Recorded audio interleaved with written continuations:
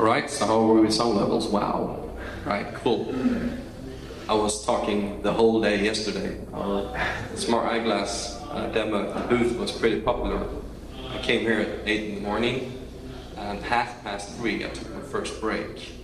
I had my colleague Jonas who's sitting over there. He actually got and fetched me lunch so that I could still keep doing the demo. So we're going to talk a bit more about that today. It's 10 past, so I'm going to start. I just found out right now, standing here, that the little Android fellow in these has glasses. But it gotta mean something when it comes to smart eyeglass. So this is a talk about what's beyond smartphones. Smartphones has been here for a while, so what is happening and maybe why is it happening? But if there are any ones that can kind of still wait and get in here, I think we need to play them some music, and I'll save my voice for about 2 minutes.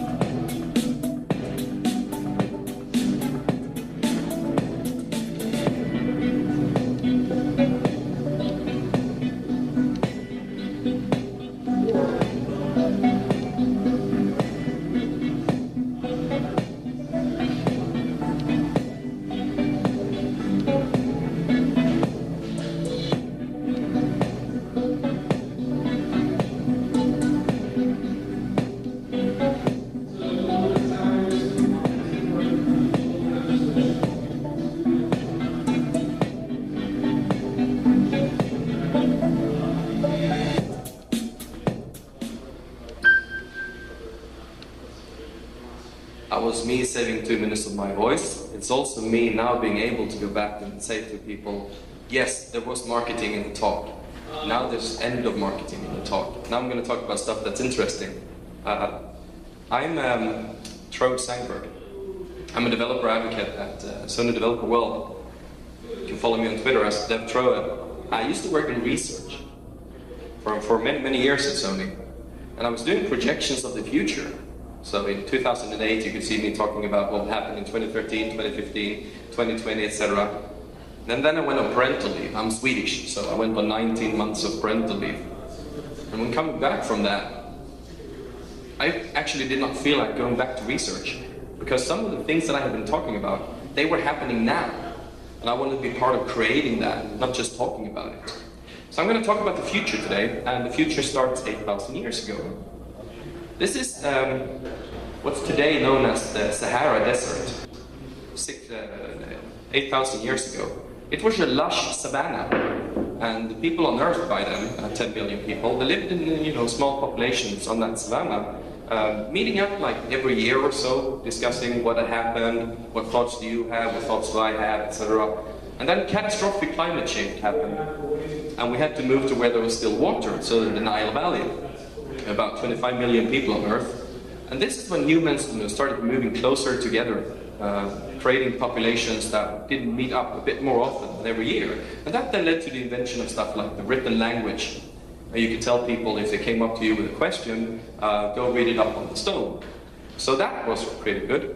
And we got to the Library of Alexandria after a while. Library of Alexandria is the closest thing in history to what we today know as the internet.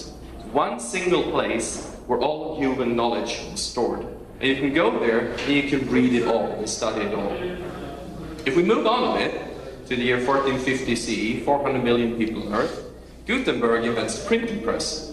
Now, he actually didn't. The Chinese invented the printing press several hundred years earlier, but he at least used metal types. So what's the difference between having a written language in the Library of Alexandria and the printing press? Well, it's not just that humans could store knowledge. Now we can actually copy it, and without modification. Up until then, when someone had written a book, monks in monasteries made copies of that book, and they inserted their own thoughts and ideas, and sometimes they even made the book conclusions quite contradictory to what they had been. So now we get the ability for knowledge to be spread and disseminated quite easily in a large part of the population. So if someone had an idea, or they wanted to push something, they can do that, and many people will read it. Moving on a bit to 1850, we have the telegraph, which means that knowledge that before had to be carried by hand, books long distances, could now travel from coast to coast or between countries and continents quite quickly. And we also get the first people who chatted, because when telegraph operators didn't have anything important to say to each other, a message, they just sat there and chatted around. About 1.2 billion people on Earth. At about the same time, we get newspapers. Newspapers, compared to a printing press, means that instead of having to read books, and books were quite expensive even though they were cheap compared to what the monks in the monasteries made, lots of knowledge, lots of current knowledge was available for everyone to read. So if there was an idea, a thought, something that happened, you could pick that up quite quickly. And if something was published in a newspaper in Europe, you could see it in a newspaper in the US a few weeks after. At about the same time, we get the invention of cameras. Up until then, if someone made a claim that something had happened, you kind of had to take their word for it. This is the first instance of pics or it didn't happen, which means that we get more trust in the reporting. People could have and prove their ideas and what they created and send that on to others. Moving on, we get to yet another evolution of human communication, and that's the telephone. That's where you can call a place. It's still not calling people, this is calling a place and hoping that someone picks up. And now, if I have an idea, I don't actually have to go and meet people and talk to them. I can talk to them over the telephone. It sounds a bit strange saying this in a word like ours, but if you look at what the famous scientists did, in the 1600s, 1700s, they wrote letters to each other. It could take them years to have a discussion over letters, which was not possible to do in minutes instead. Another evolution in a human communication was the television. If you travel all over the world today, it basically looks like a bad Hollywood sitcom. That's what the television did. It's a big cultural equalizer. The point of view that existed in the world was pushed everywhere, and knowledge and information was sent to everyone who had a television. It's probably the biggest equalizer of knowledge in the world up until recently. This has all been about human knowledge. When we get to the 1970s, 3.7 billion people on Earth, we get modems. And for the first time, computers are able to send information between each other. So databases of knowledge, without humans having to analyze them, can now be sent to other places and analyzed later. And we get to 1995, when the consumerized internet becomes something that is talked about and used by the general populace. 5.6 billion people on Earth. This is how long it took for the Library of Alexandria to become available for everyone. So the internet means that anyone is a publisher. That's the biggest shift ever to happen to human communication. That it's possible and equally allowed for everyone to publish information. So if you have an idea, and if you have something you want to disseminate, you just need to press publish. At the same time, we get mobile phones. They're very different from phones, because now you're actually calling persons, and we become accustomed to being able to reach wherever we are. Some people still believe that we have mobile phones today. We don't. We have mobile internet devices. I work at a mobile manufacturer, and sometimes I use prototypes that aren't really that stable, neither hardware nor software. That's happens early in the development cycle. A few years back, I found myself using a mobile that would reset itself in the middle of phone calls, all of them. It was impossible to use that model of the software for a phone call. I kept using that model because I realized developers very seldom do phone calls. I used it for something else. So where do we go from the mobile internet devices? Well, now it's 2014, and that's not true. This is 2009 at the CES in Las Vegas.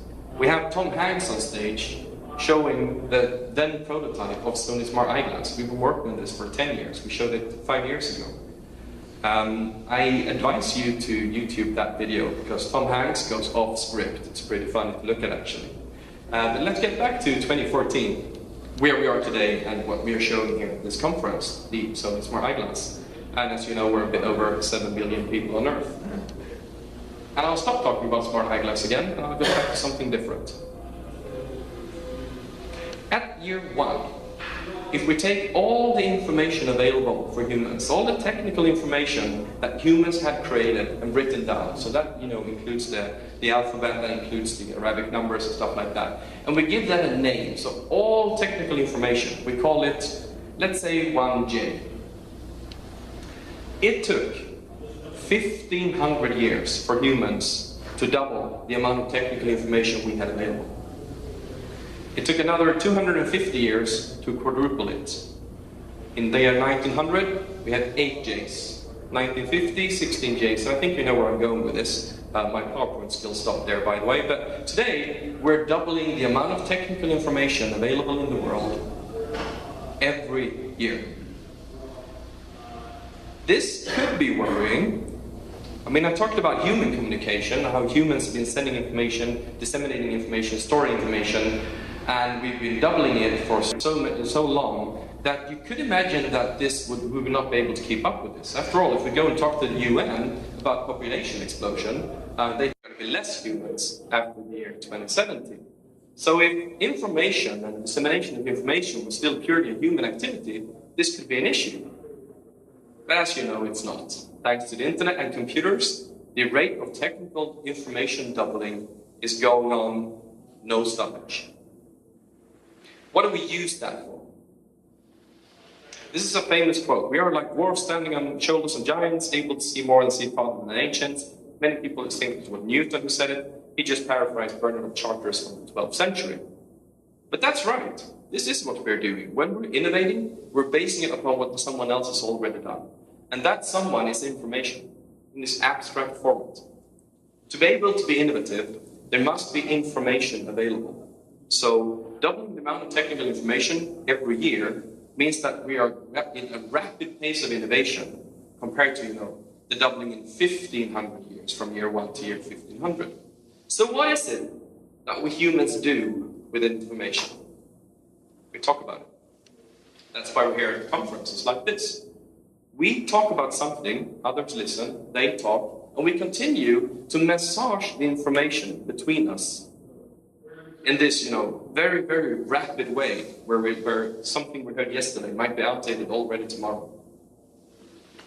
This part of the presentation is, by the way, what I did at Sony Research. I looked into how does innovation happen? What are the drivers for innovation? I'm going to give you the conclusion. Instead of doing that as a published paper, which would take some time to read, let's say this. The rate of innovation depends on mind-to-mind latency and bandwidth. So the history of communication that I just did shows that when we talk about writing, the invention of language, writing things on stone, the invention of the printing press, etc., that's all to do with increasing the bandwidth, the amount of information we can send to another human, and lowering the latency, how long it takes to send that information to another human. And this is a function that gives us the rate of innovation. And we love innovation. So I can stand here now, be really, really happy. Wow, cool, look at the cool rate of innovation. And then I can be really, really sad when I go and read Vision Mobile's statement that 64% of Android developers aren't making enough money on apps. Wow, that makes me sad. I'm a developer advocate. I'm supposed to stand here, telling everyone that everything is golden. So let's look into whether this is an issue, like Vision Mobile portrays it to be. And I advise you to go and read their developer economics definition, third quarter of 2014. very, very good paper. So, I'm actually waiting for you to finish the photo. So, let's move on to something that you might have seen if you read Purple Cow or Crossing the Chasm or something, is that innovation happens. So this is the bulk of everything that happens. And you have the innovators and the explorers, and where they're doing stuff, it might not be all that popular. It might not be a huge consumer product at the moment. We call that hobbyists and explorers. Those are developers who might not be looking for that pot of gold. They might be doing this development for other reasons. And then in the majority, where kind of you see the mass market, there you have the guns for hire, contractors, gold seekers, the ones that try to make the next big thing that will make a lot of money. I mean, that's still possible to do, of course. And then we have what's called laggers, the ones doing enterprise, doing the industry. That's almost when it's not innovative anymore, and you just see people accepting that, yes, this is a fact, this is something that happens, this technology exists in the market. But let's get back to hobbyists and explorers. Why do people create stuff for the absolute latest and greatest of things? Because of the gift economy. Now, the gift economy sounds like something would be free, and that's a pretty weird way of looking at it. So, if I have a house, I might have a lawnmower, and I might have a neighbor. It doesn't sound, that it sounds pretty possible that might happen. And my neighbor might ask me, can I borrow your lawnmower? And I'll very likely say yes, without actually charging him for it. We don't see that as being a commercial transaction or a problem. So it turns out that humans actually do stuff without expecting to get paid. And Tor Nordstrand, is a Danish author, he's looked into this, and the numbers say that the gift economy part, where we humans do stuff without expecting to get paid, is about as big as the gold economy part. So we do lots of stuff we expect to get paid for. We also do lots of stuff we don't expect to get paid for. I think we need to have that in mind when looking at developing. Why do we create stuff? And there have been research papers done on this when it comes to open source software. Now everyone knows about open source, but a decade ago, I was in talks with carriers, and they kind of claimed that you can't rely on open source. You don't know why people are doing open source. You can't expect them to continue doing open source. So people looked into why do people create software and give it away. And it turns out that the motivations are intrinsic, not extrinsic, which is they do it for their own good, their own well-feeling, being able to better the world, create something that did not exist before. Many, many different kinds of motivations. That means you actually can rely on people working in the gift economy. We can turn to psychology and look in what motivates, what drives motivation. And I picked 2 out of the 4 answers. To explore and to achieve. You want to explore something that's new, that hasn't happened before, that no one has done before. You want to achieve something. You want to create something that hasn't been done before. So, when we talk about there being developers who work for free, that statement is weird. Because free only exists if all you think about and all you know is the gold economy. And the gold economy, as I said, is only half of the total economy that we work in. So this could be an explanation why we have the hobbyists and explorers who want to be there at the very edge of innovation and still do really cool stuff. I'm quite sure that a few of you here are hobbyists and explorers. Let's then talk about the guns for hires and the gold hunters. I don't fully agree with everything that is said about blue ocean strategy. Why would you work in the red ocean where all the sharks are and all the blood and all the competition? Why not go find a nice piece patch of blue ocean where no one really is, and then you can do your stuff? It will succeed.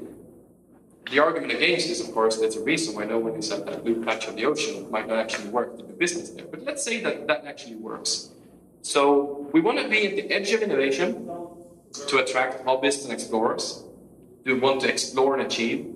And we want to see a blue ocean where not everyone is, not 700,000 others. And so this talk about is smart eyeglass.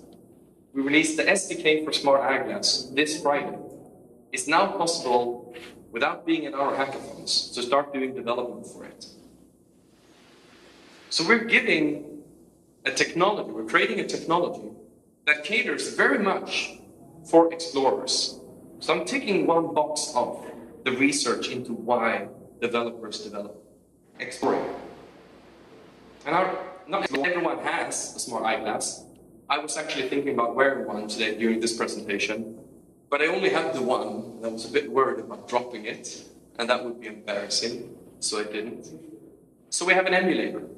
That means that if you download the SDK and you start developing the smart eyeglass, you can do all the applications you want to do using any Android mobile as the emulator. We'll put the graphics up on the viewfinder. SDK was released Friday. I was standing at the booth the whole day yesterday and asking everyone, so have you done an app yet? I'll promise, I'll load it up, run it on the glasses. Go home, do an app, I'll promise, I'll do it, I'll run it on the glasses. This is all about lowering the latency. I was talking about what gives rise to innovation, low latency. So by offering the emulator way before we're offering the hardware will be available in Q1 2015, we can get innovation to happen a lot faster. So I'm ticking off that box. One of the reasons that we're here talking to people about this emulator is that we're looking for partners. I mean, everyone wants to gain traction, wants to get known, wants to have their name out there. So we're showing stuff from our partners who have access to the SDK and have access to hardware since before. This is Wikitude has done the points of interest application, where the smart eyewear, and you can see the points of interest around you. Might even be able to find subway stations in Manhattan. So if you want to do development for smart eyeglass, which is of course a new product, it's a new thing, I mean, it's the edge of innovation, it's about augmented reality. You write an Android app, you use a library, and then you have a smart eyeglass app. And there's something else on this slide. There's a smartwatch too. We've been doing smartwatches for many years. And it turns out, by purpose of course, that if you've written a smartwatch 2 app during the last few years, it will run basically without modification on smart eyeglass. And we've done that because we know that there's a big, dangerous, and scary word that no developers like, which is known as fragmentation. So we're trying to reduce fragmentation.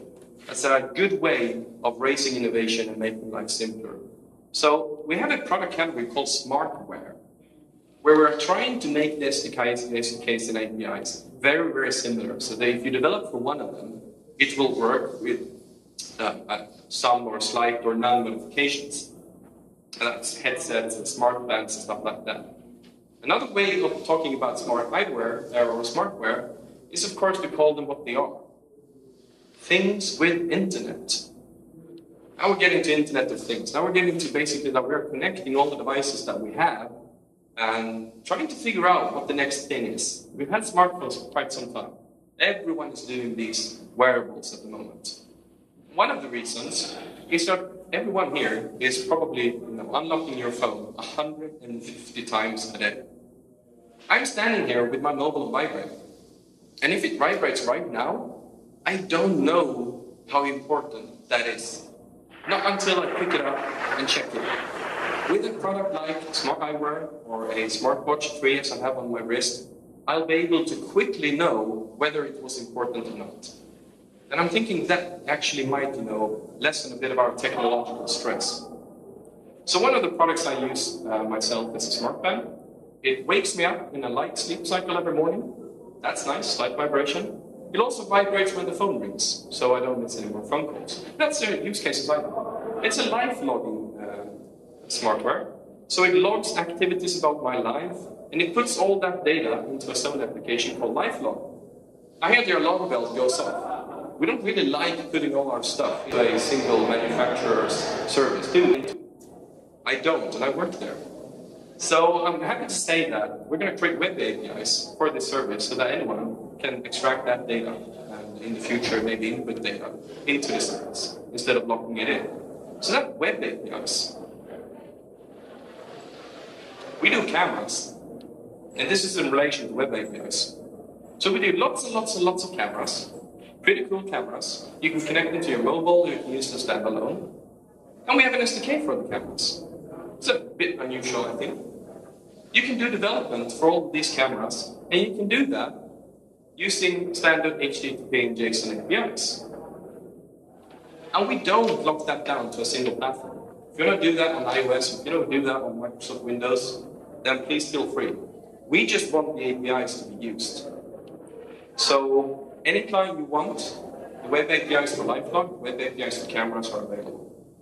We don't want to create new technologies. We want to write an app that accesses these cameras and just do the standard discovery using SSDP and normal HTTP and JSON communication. And I'm not going to go into detail of these slides because I know that you'll just download the SDK off the web and get a lot more information than I'm able to do here.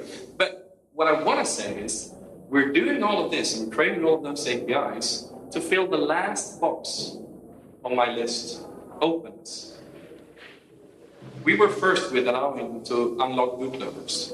We hired Mr. Free Xperia, Aline Järpela, to our team because we want to make sure that our devices are open for development.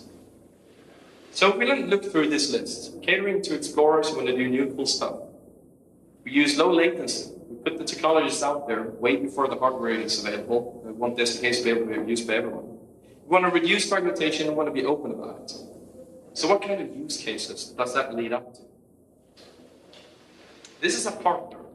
This is someone who created something and you now get to be shown in the presentation. The V1 Golf and Action Cam. So if you're a golfer, you put the action cam in your bag and you film your swing. And you can do that while you're standing there, pressing a button on your smartphone while the camera is over there. That's using the remote camera API.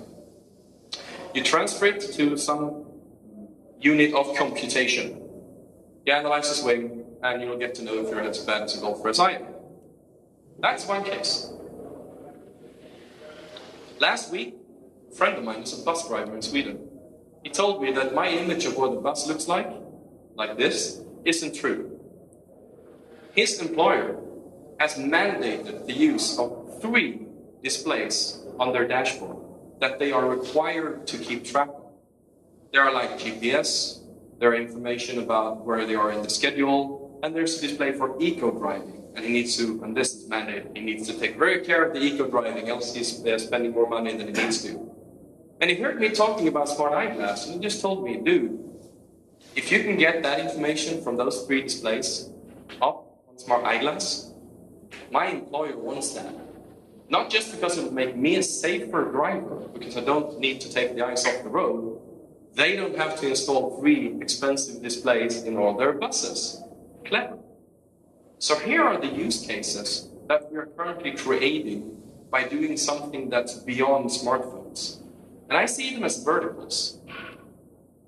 You take a specific business case, instead of putting just an ad out there, which we still like, by the way, you can find a specific use case, try to find a specific partner, and then you can do development for that specific use case. This is both exploring and doing the goal seeking. And if we then go back to the very, very good people at Vision Mobile, they actually give us the numbers that this is how you make more money. Not just by being at the edge of development, edge of innovation, but you actually get paid better if you target specific verticals this way. So that's the gist of my talk here today. That's the result of the innovation, the devices that we are creating at the moment. That is, that I want you to develop for the verticals. We are currently seeing smartphones being used everywhere. Everyone has a smartphone. We are now seeing watches and smart bands and smart eyeglass, VR headsets and stuff like that. I think we need to see the vertical use cases. This, developing for the verticals, actually unites the explorers and the goal seekers. And as far as I know, that's pretty much the first time that has happened. So it doesn't really matter if you want to be at the edge of innovation or if you're actually looking to make money out of your products. This is where you should be. We had a hackathon in Berlin 2 weeks ago. And one of the developers there has been doing smartwatch 2 applications. Now, that's our previous smartwatch. There are 650 applications available for it. 650. That's not 700,000. That developer pays his rent with income from those applications because they are very specific and they're very targeted. That's a success story that I like. So let's get back to the 4 proof points that I had, the boxes I wanted to take off today. And I'm going to talk about one more thing of these, and that's reduced fragmentation, because that is one of the most important topics that I know about. Down in our booth, we're showing something called Sony Remote Device Lab. And I'm going to stress that point here, because I want you all to go down there. I think you are developers. I also think that you don't buy all the devices on the market. That's okay. We don't want you to buy all the devices on the market. So what we do is that we put you on the internet and there's something, and then we have blah, blah, blah. We have devices down in my base of my headquarters where a lot of gnomes running around. I'm going to show a video. This is a web service. You log on Facebook, Google, your account, you connect, and that's not an emulator. That's a real mobile underneath our headquarters in Lund, Sweden. You upload your own application to it over the internet, and then you start verifying what your application looks like and whether it works. On a real device, this is not an emulator. You get 20 to 25 FPS. This is not a trick, that's what it looks like. And you can do that with all our latest models. We'll put, as much up as it is needed for everyone who wants to use this. And what do you want to end something like this with? I like to end it with the word free. Because we're doing this reduced fragmentation. This is not something we want to make money on. This is to make things easier for developers. So this service is free. Go down and watch it in our booth. You get 15 to 20 FPS, and you're verified the latest and the latest of hardware and software. Thank you so much. Nah, don't go there. I said I was working in research, so I can't stop there. I can't stop with a smart eyeglass. Come on. Of course I made projections longer than 2014. And you want to hear them, right? Augmented reality devices now. They happen now. Be there now. There are going to be lenses in the year 2020. There are going to be brain implants in the year 2030. I am not kidding. Why? Well, you saw the whole history of human communication. It's not going to stop now. Because humans are wonderful. We want to give to others, and we want to listen to others who have information. Basically, humans are like neurons in a brain. And that's the community we're all working on. And now I am finished. Thank you so much for listening.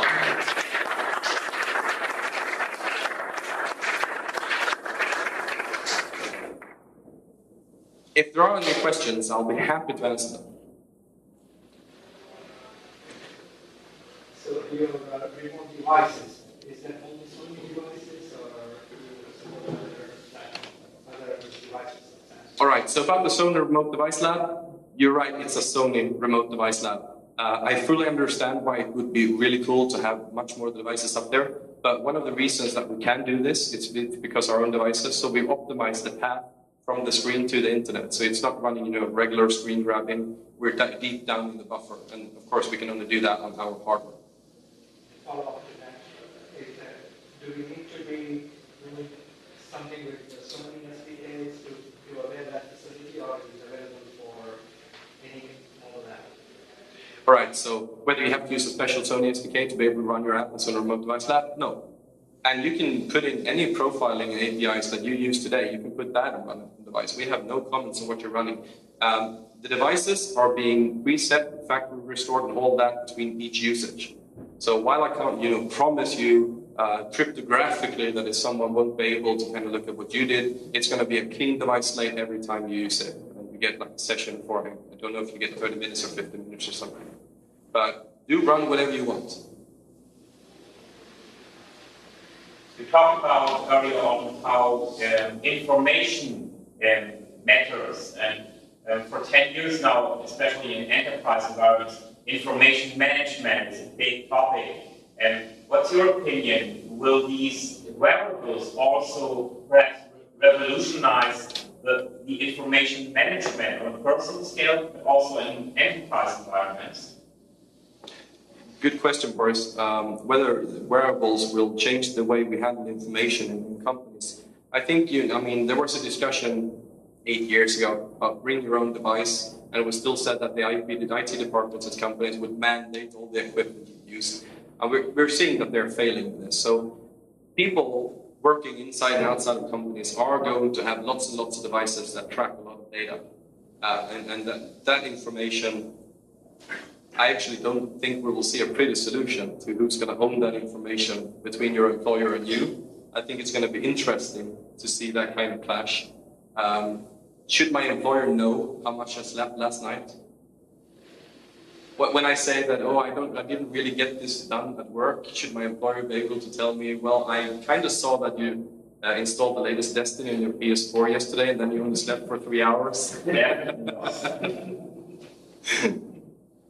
Have you all seen the smart eyeglass? Did I demo it for all of you yesterday? No, I see people shaking their heads. So right after this presentation, I'm going to go back down there, I'm going to keep demoing the smart eyeglass. My voice is going to give up, but I do want you to see and try it. Because if there is something that is going to get big after smartphones, it's going to be devices that make sure that I don't have to pick up and put down my mobile out and off my pocket 150 times a day. And I want you to do the apps, because I don't know what those apps can look like. And if you're a graphic designer, no one has created a UI or an interaction environment that I think works with visors yet. That's a challenge. Any questions? All right, now there we go. Yeah, I have one. So, in order to reduce fragmentation, one thing that can help in that aspect is standards. I understand a lot of this is very early, but are there certain areas where you would like to see standards emerge? Right, standards. So I worked in the mobile industries in '98, so I've been through the whole, yes, mobiles are going to be kind of accessing web pages, but HTML is big and HTTP isn't optimized for mobile networks. Let's create WAP and specific protocols for mobile devices, and that never worked out. So to be fair, above the radio interface, I haven't seen all that many successful standardizations. I'd rather say that at the rapid pace of innovation that we have right now, as I said, information doubling every year, first to market basically sets the standard. I think so. We're seeing a very interesting case of that right now, I think. I mean, as I said, we've been doing smartwatches for quite some time. They have the same SDK and APIs we have for the smart eyeglass. And now we're doing a smartwatch that's using Android Wear. So where will this go? Who's gonna be the one that creates the operating system in the environment that works for smart eyeglasses? We have competitors who are doing several different versions of smartwatches at the moment. We have, of course, Apple is apparently doing a smartwatch. Would that be better if we standardized it? I actually don't think so. I think it's better to have the market compete and see who actually creates the best solution. Who'll give you a week of battery life? Because that's probably what you're interested in. All right? Then I think we'll need to quit here. Thank you so much all for coming. Pleasure tonight.